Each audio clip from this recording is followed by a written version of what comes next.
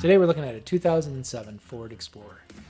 Customer came in complaining that intermittently the vehicle would make this real weird rubbing noise, or it sounded like metal on metal.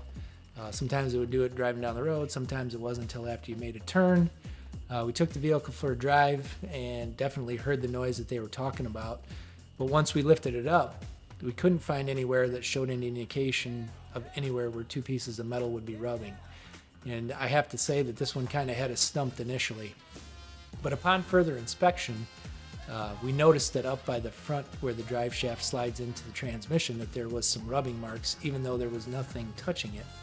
So we grabbed a hold of the collar that was on the drive shaft and noticed that it had broken away from the drive shaft. So intermittently it would slide forward, rub on the transmission housing, but then when the vehicle stopped it would slide back into place.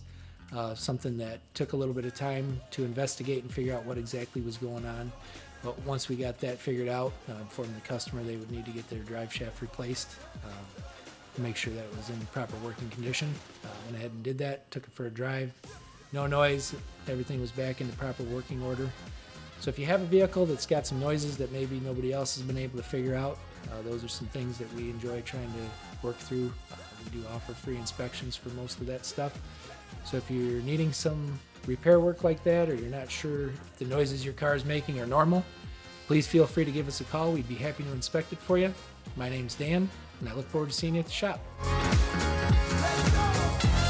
Thanks for watching the video. Please share the video so other people in your situation can get the information.